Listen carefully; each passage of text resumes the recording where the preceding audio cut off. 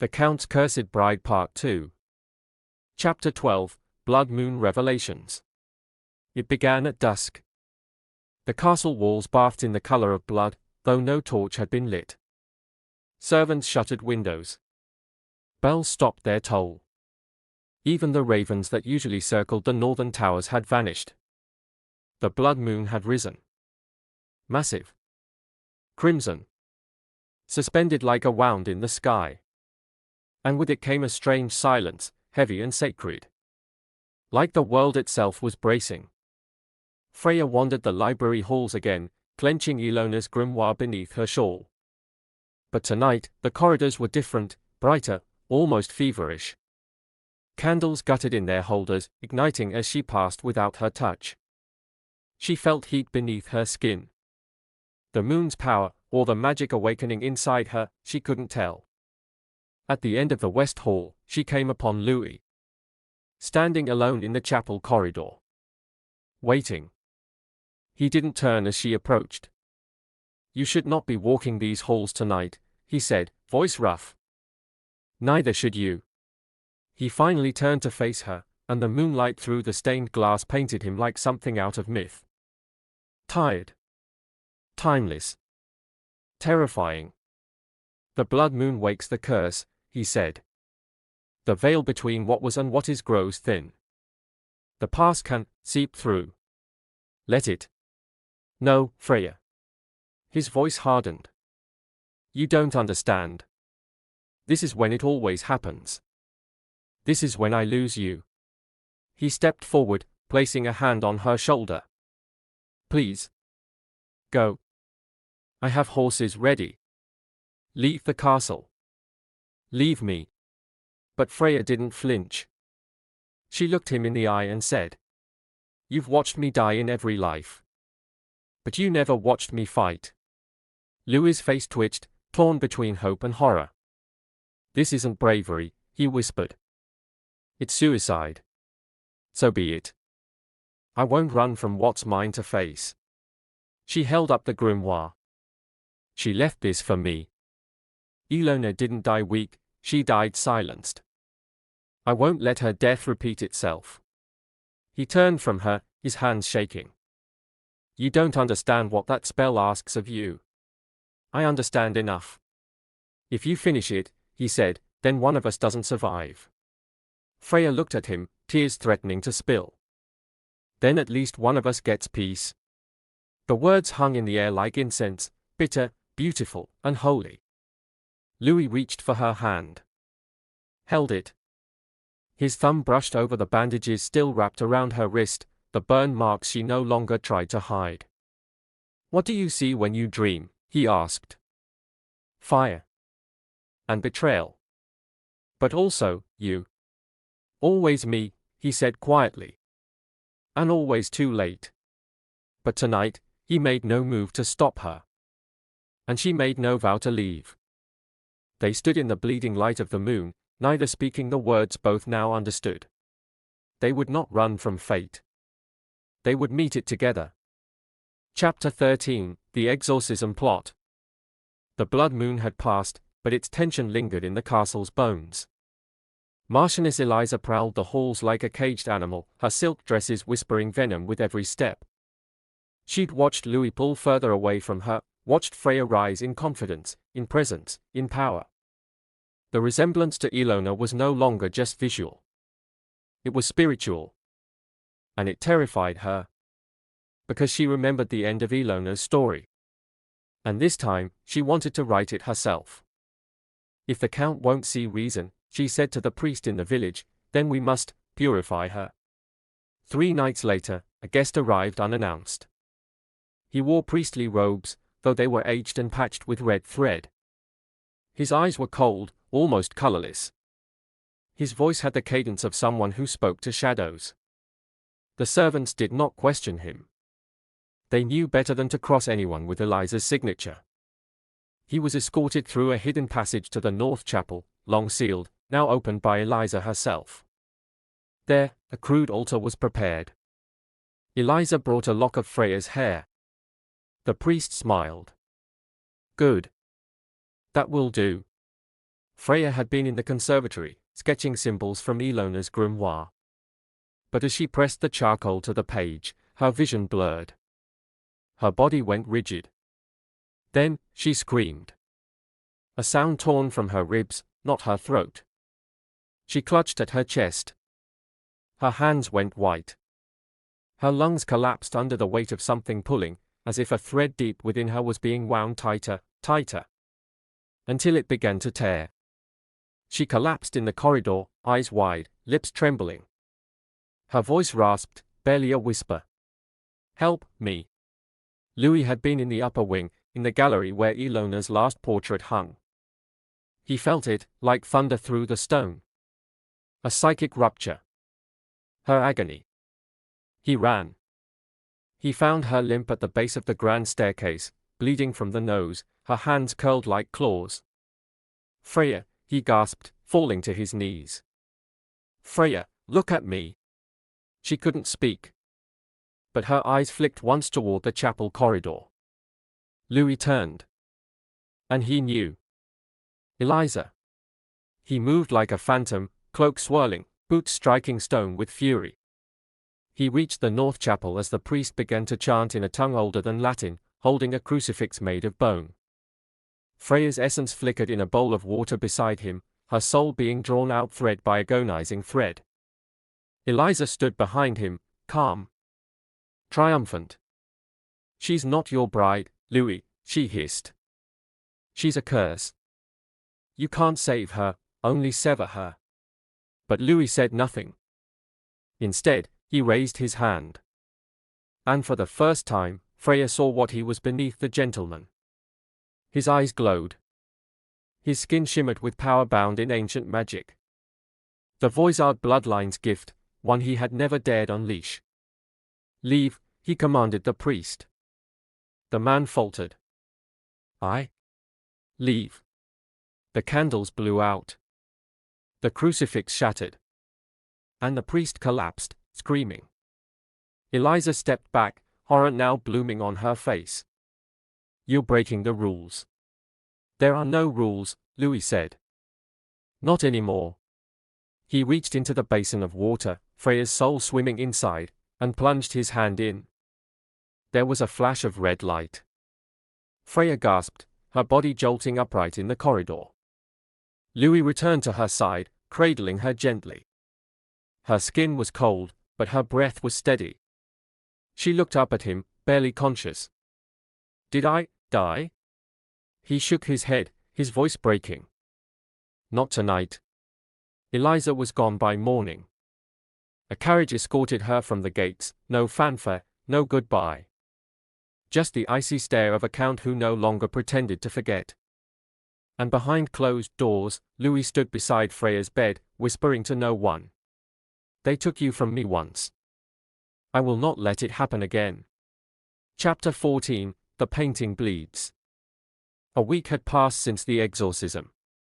Freya recovered slowly, her energy drained, her soul still trembling from the forced separation. Louis remained close, but quiet. Watchful. Protective in a way that seemed fueled by guilt more than affection. The castle itself had grown oddly still, too still. As though something in its walls had been stirred, and was now waiting.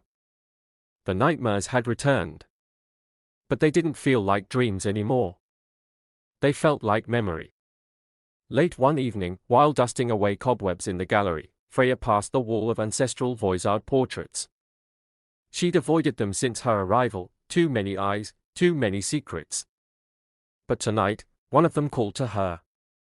Literally. Not in words. But in a low, subtle pull in her chest, like a whisper from her bones. She turned. And saw the portrait. The one Louis had shown her before. The one of Ilona. The canvas had changed. At first, she thought it was candlelight reflecting strangely off the varnish. Then she saw the streak. Red. Fresh. Blood. A single rivulet ran down from Ilona's left eye, as though the painting itself had begun to cry. Freya stepped closer. The air around the frame had gone cold, like the breath of the dead. She reached out, hand trembling, and touched the crimson tear. The moment her fingers met the canvas, the room disappeared.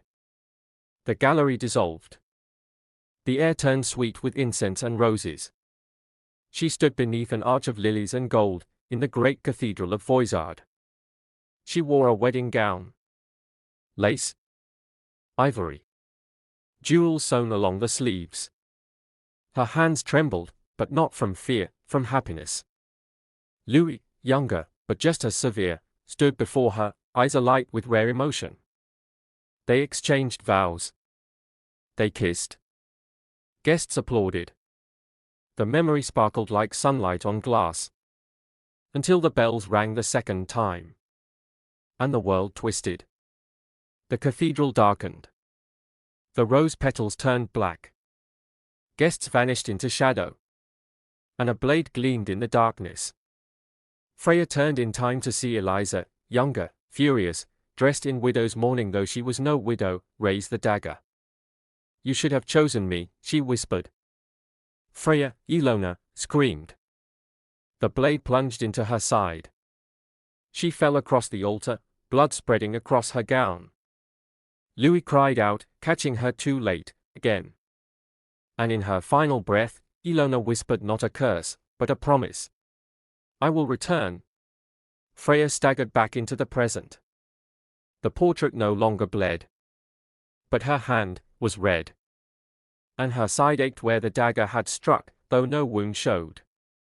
Louis rushed into the gallery, alerted by her scream. He took one look at her face, at her hand, and knew. You saw it, didn't you? He whispered. She nodded. Slowly. My wedding night, she said, voice hollow. And my murder. She didn't weep. She didn't collapse. Instead, Freya looked straight into the painted eyes of Ilona Voisard. She was betrayed. On the happiest night of her life. And so was I. Louis lowered his gaze, guilt washing over him like ash. But Freya only whispered.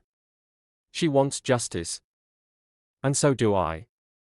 Chapter 15, The Dagger in the Crypt. Since the vision in the gallery, Freya couldn't stop seeing the dagger. In dreams, it flashed silver against candlelight.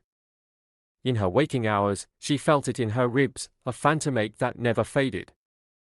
It was more than memory now. It was a magnet in her bones. She scoured Ilona's grimoire again, searching for any mention of the murder weapon. And in the margins, beside a sketch of ritual blades and ceremonial rites, she found a note written in Ilona's own hand. The blade that ends me must be hidden where no eyes linger. Where bones remember.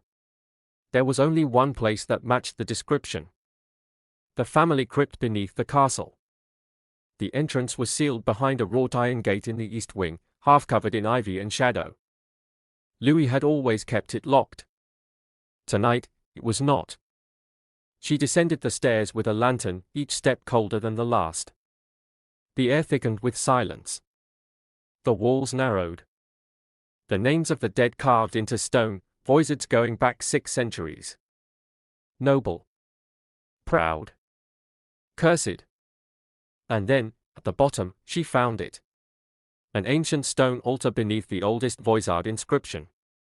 Covered in dust. A velvet-wrapped bundle sat alone at its center. Waiting. Freya unwrapped it with trembling hands.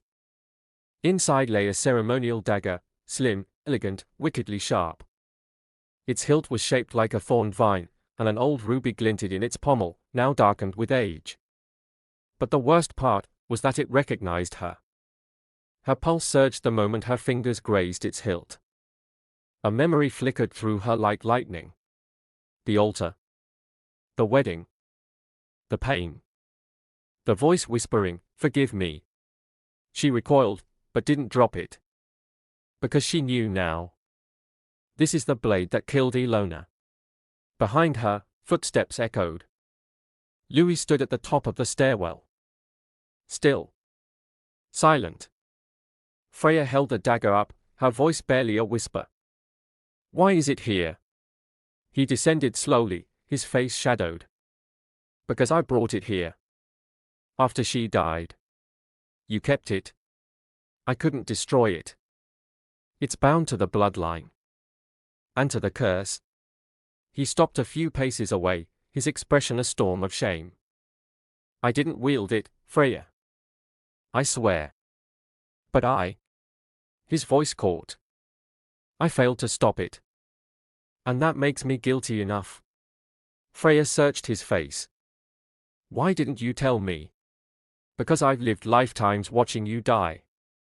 And this dagger is the moment it all ends. Every time. He reached out, almost touching the blade, but hesitated. It's not just a weapon. It's a key. To what? To the ritual. To the prophecy. To breaking the curse. She looked down at it. And realized what he meant.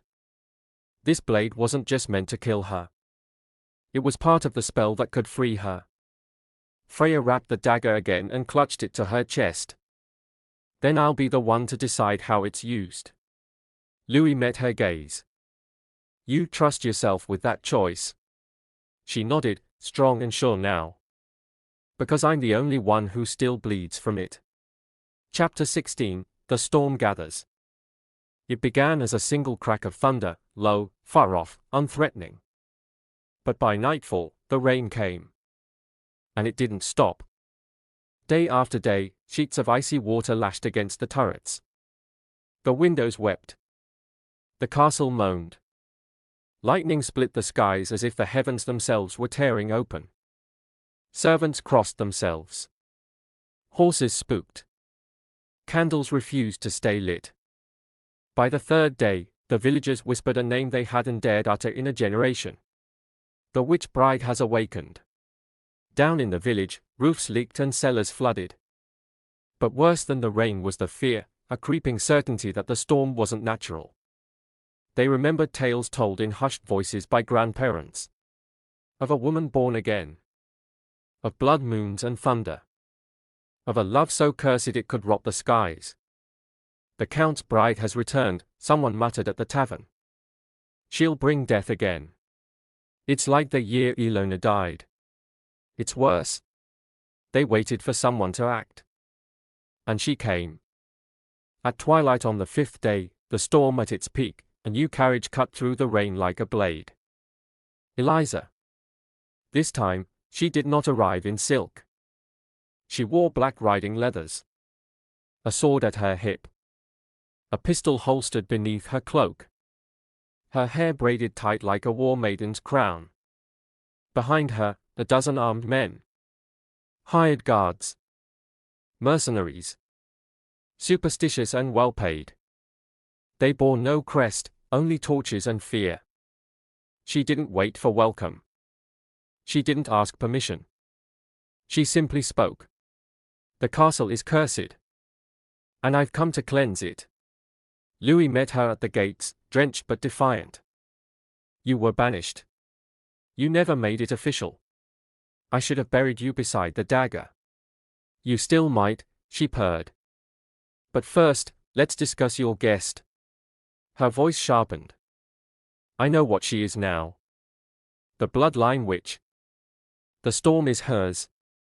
This castle festers with her past. The villagers are panicking. They want justice. Or revenge. They want peace, Louis said. Then give them what they ask for. She held up a scroll. Signed by the Bishop of Debrecen. An ecclesiastical warrant, she said smugly. We have full right to exorcise, cleanse, and purge any soul harboring preternatural influence. Louis went silent. The rain behind him poured harder. Thunder rolled like war drums. Freya stood in the tower above, watching it unfold through the stained glass arch. She didn't flinch. Didn't cry. She merely reached into the folds of her dress and gripped the hilt of the ceremonial dagger, now clean, wrapped, and hers. Behind her, the grimoire whispered with every page turned by the wind. By nightfall, the guards spread out, surrounding the estate in a ring of fire and steel. Torches burned through the downpour. Crosses were staked into the earth. Old rites were muttered under breath. Louis stood on the battlements, cloak flapping behind him. Freya joined him. He looked at her with quiet dread. They'll come at dawn. Let them. They'll try to destroy you. She turned to face him fully. Eyes stormlit. Voice steady. They can try. Chapter 17, The Escape Attempt. The Count's Cursed Bride, Chapter 17 of 25.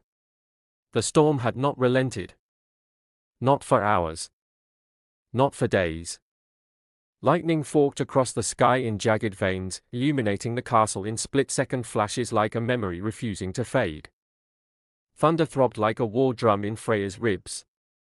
Louis slept in short, haunted stretches. The guards outside grew more restless. Torches flickered like angry fireflies below. And Freya was suffocating. The castle watched her now. Not like a home, like a coffin. She had to leave. She packed nothing. Only Ilona's grimoire, the wrapped ceremonial dagger, and a single cloak. Louis had forbidden it. The storm's not natural. The forest, it turns in on itself. But she could no longer breathe inside stone walls filled with death. She slipped past the servants. Past the torchlit galleries. And into the rain. The woods beyond the gates were dense with fog and brambles. Trees bent inward, hunched like penitents in prayer. The wind howled through them, but not as wind should. It whispered her name. Freya. She pushed through the brush. Branches scratched at her face. Mud soaked her shoes. She followed no path, only instinct, away. Away from the castle. From Louis. From her own reflection. Until the forest swallowed her.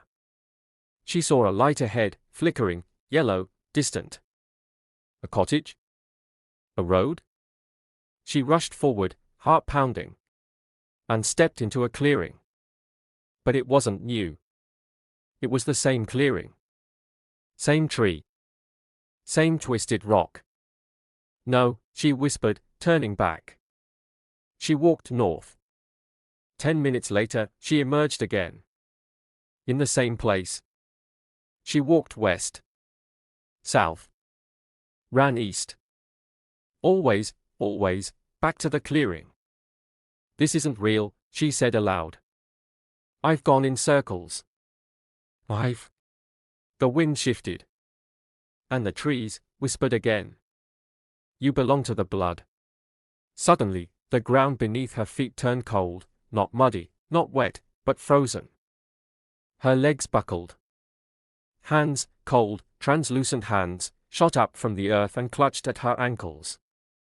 She screamed, trying to wrench herself free. Dozens of hands now, gripping her wrists, her skirt, her waist. They did not harm her. They pulled her back.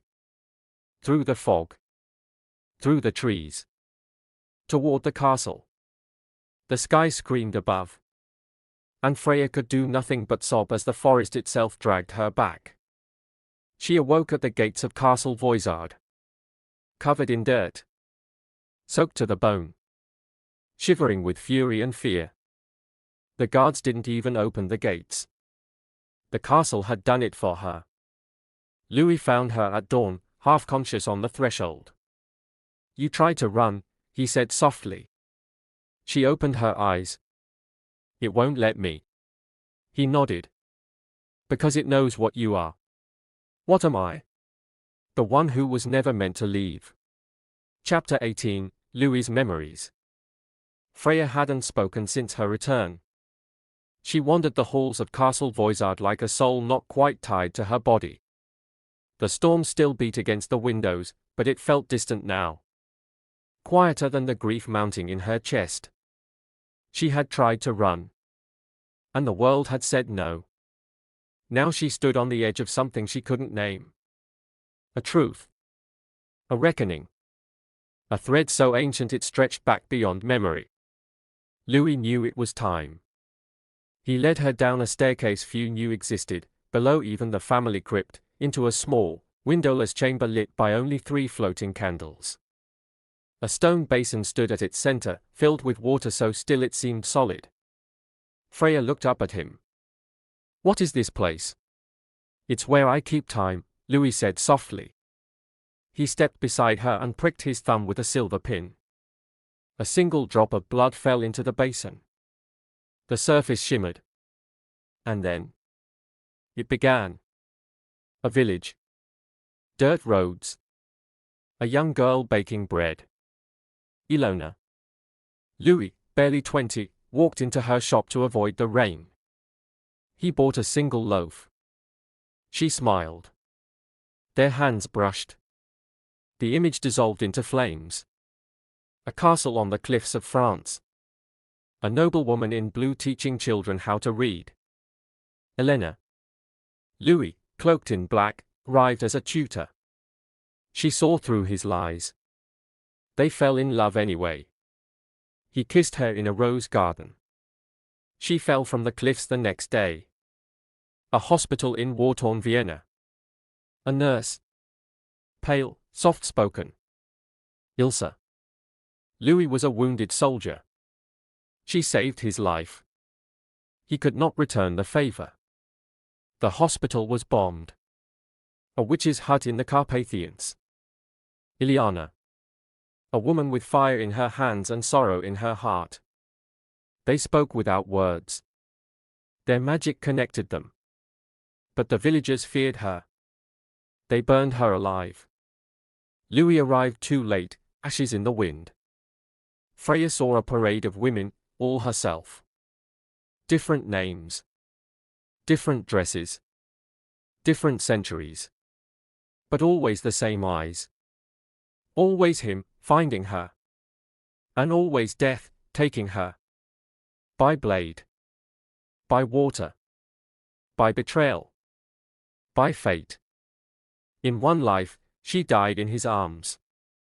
In another, he carried her body into the sea.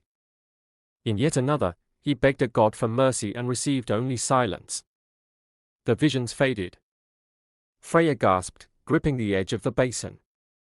Her eyes brimmed with tears, but not just grief. "Why show me this?" she whispered. Louis stepped closer. "Because I wanted you to know the truth." He looked as broken as she felt. "I have loved you through every life. I never stopped. I never moved on. But I have never once been able to save you." Freya stared at the basin. Her reflection trembled in its rippling surface. "And now?" "Now," Louis said, "you remember too." "Does that mean I die again?" "It means," he said softly, "we are out of time." Chapter 19, Freya's Choice. The chamber of memories was still. The water in the basin had gone dark again, and Louis stood silently beside her, hands clenched, waiting. Not for a reaction, but for her to collapse. He had seen it before. Every time she remembered, she broke.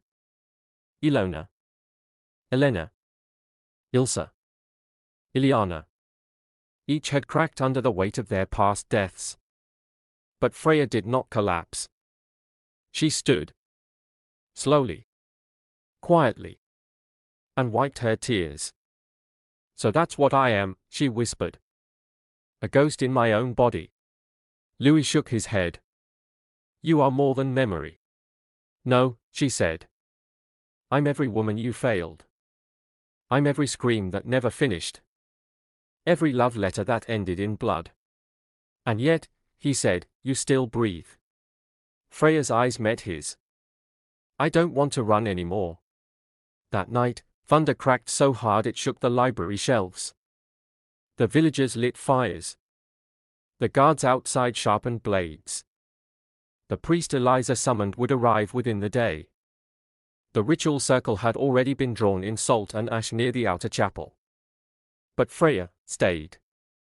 She stood before the grand windows of the west wing, the storm lashing around her, the castle shaking at its core. She could feel the pull again, the forest whispering, the wind urging her to flee. But this time. "No," she said aloud. "Not again." She placed the ceremonial dagger on the table beside Ilona's grimoire. One to destroy. One to remember. She opened the book to the final spell, not a curse, not a binding, but a release. Its price wasn't blood alone. It was choice. Louis found her in the library just before dawn. "You can still leave," he said. "I won't stop you." "Not this time." "No. This time, I stop it. You saw what happens. You die." Freya stepped forward, eyes clear, voice unwavering. "Then let it come. Let the priest chant. Let Eliza scream. Let the heavens split open. I won't run." "Why?" His voice broke. She reached up and touched his face, gently, as though he were the fragile one now. "Because someone has to be brave in this story." The castle listened. The curse stirred.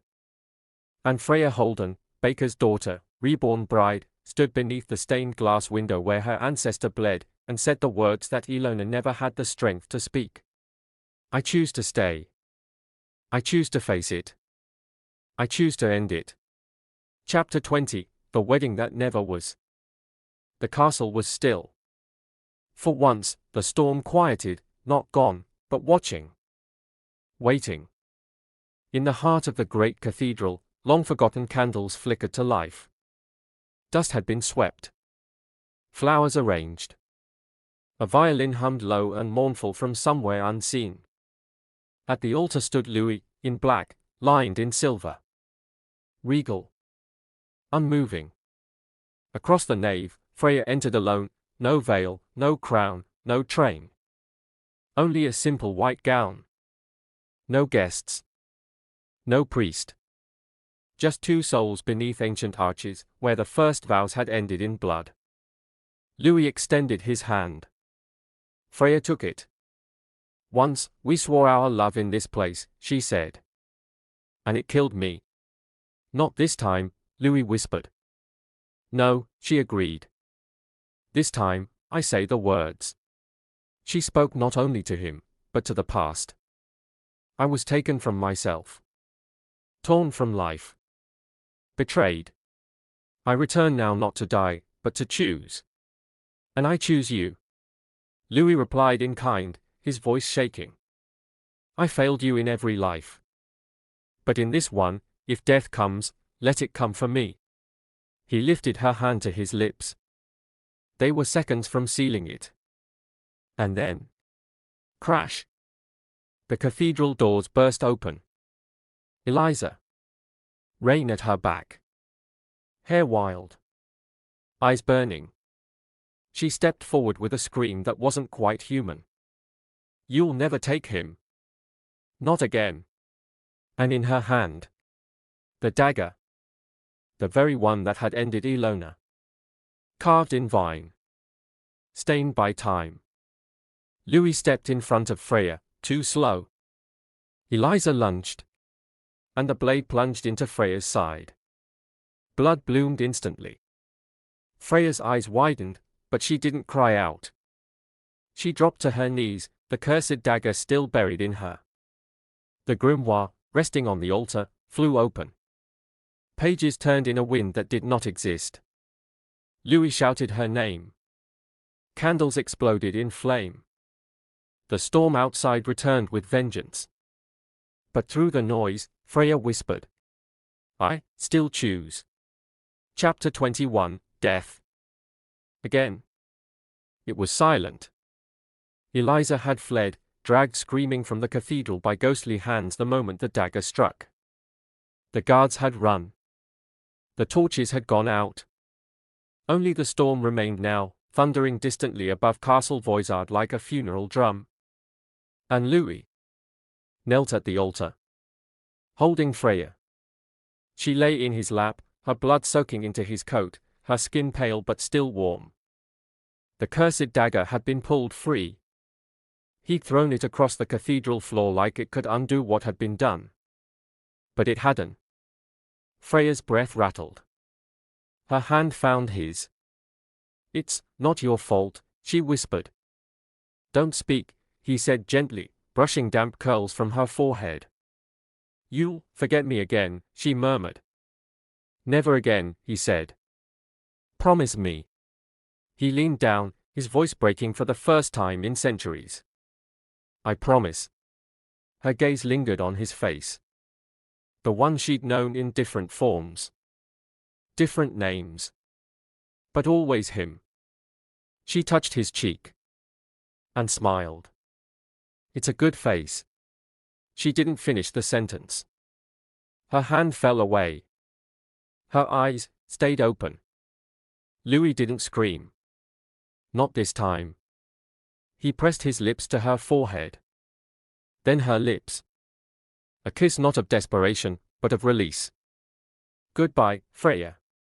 The cathedral seemed to breathe around them. The stained glass windows trembled. The air went still. And then a single bell rang in the tower above. A death knell. And the first sound of morning. Chapter 22, The Cathedral Ignites. It was just past midnight. The rain had slowed to a whisper. Thunder rolled far in the distance, waiting. Louis stood alone at the doors of the old cathedral. The same place where Ilona had once stood in white.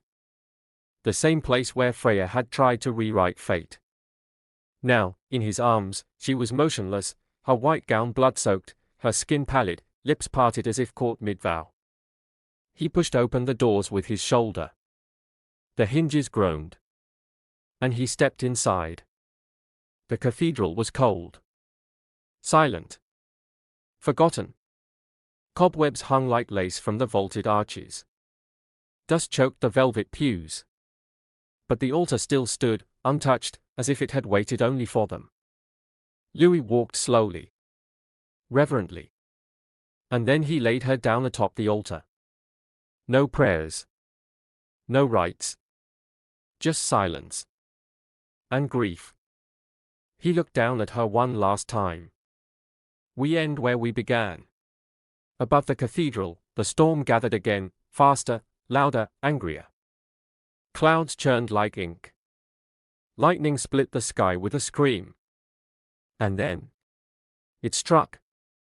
The spire, the tallest point of the cathedral, took the blow. Stone cracked. Glass shattered. And then fire. It didn't begin in the rafters. It burst from the altar. From beneath Freya's body, the flames surged, golden, unnatural, sacred. They twisted upward like serpents, licking the columns, swallowing the tapestries. Louis didn't move.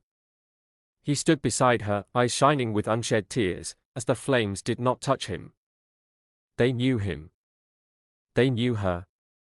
They knew this moment had come. The fire consumed everything. But no scream came. No fear. Just the crackling roar of destiny closing a circle. The cathedral had once been a place of love. Then of death. Now of reckoning.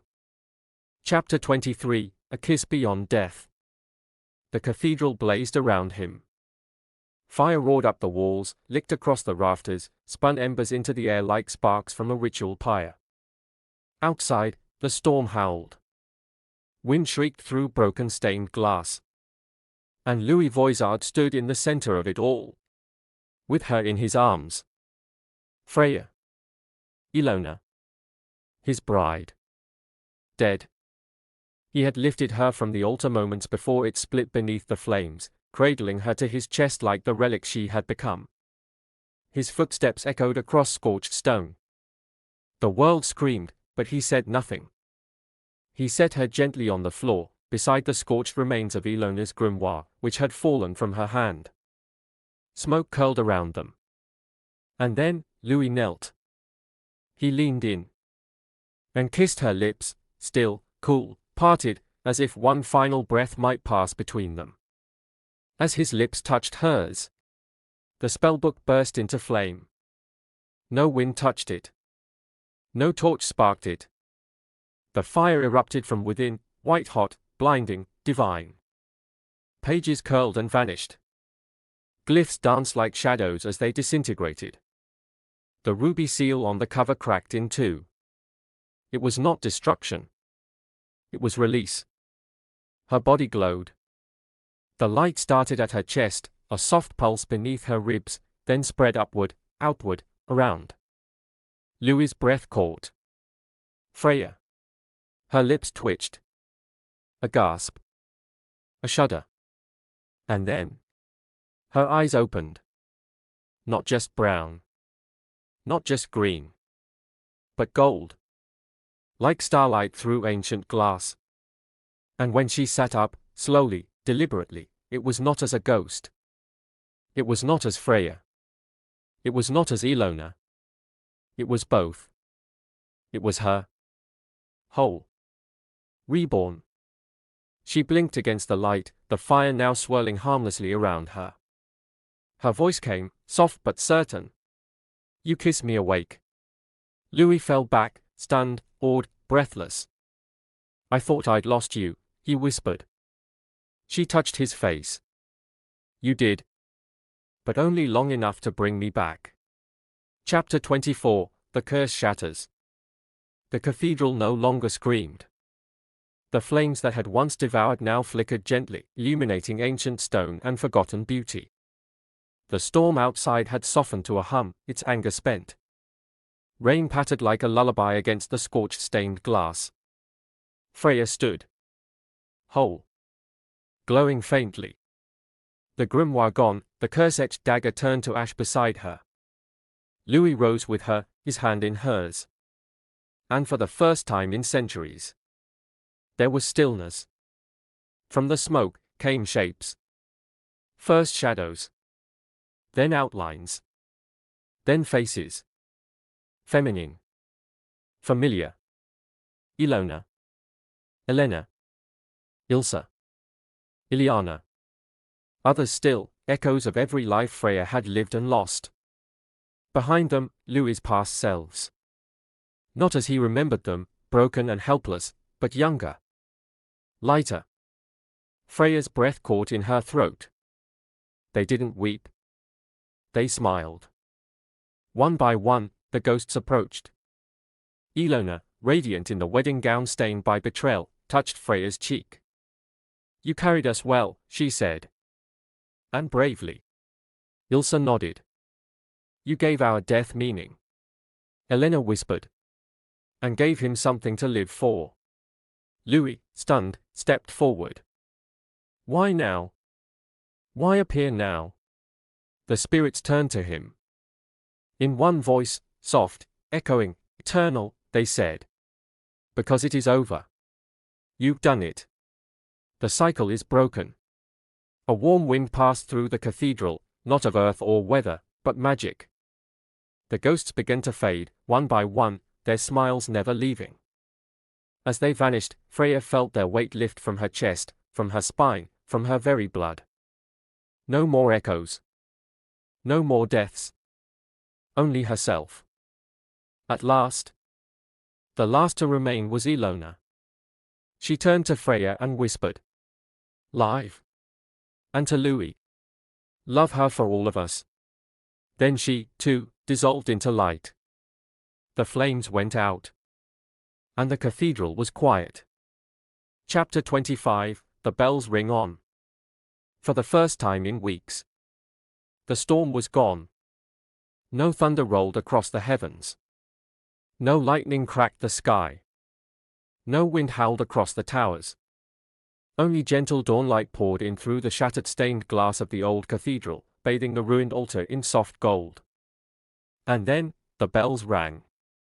3 long, echoing chimes. One for every life Freya had lived. One for every vow Louis had made. And one for this moment. Freya stood before the altar again, alive, radiant, whole. Her hair crowned with violets and dusk-damp curls. Her dress a simple white gown, one Ilona might have worn if her first wedding had reached its vows.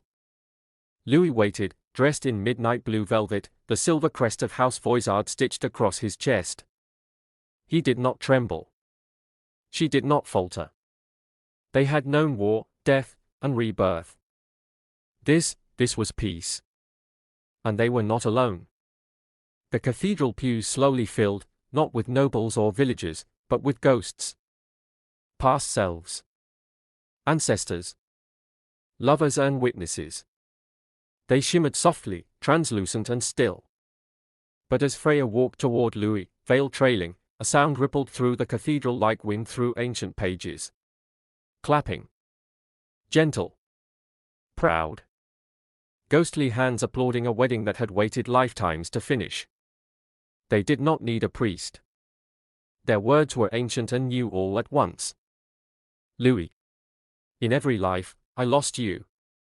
In this one, I keep you. Freya. In every death, I remembered. In this life, I begin. They sealed their vows not with rings, but with a kiss. A kiss that echoed through stone, through time, through blood. And the ghosts rose to their feet in silent jubilation. As the final vow fell from Freya's lips, the cathedral itself changed. Cracked windows reassembled in a shower of soft light. Crumbling pillars straightened. Blackened wood glowed with warmth again. It was not restored. It was reborn. As they were. When the kiss ended, the ghosts slowly faded, no longer chained to this world, but freed by love. Freya turned to Louis and whispered the last words of her Cursebreaker's journey. This time, we get to live. He smiled. And behind them, the bells rang once more. Across every empire, every forgotten age, stories still whisper. If this tale stirred your spirit, leave a like to honor the echoes of the past. Share your thoughts in the comments. Every voice weaves a new legend into the sands of time. And subscribe to our YouTube channel Historical Fantasy Stories, where myths walk beside history, and every discovery changes the world. The next forgotten legend is waiting to be found.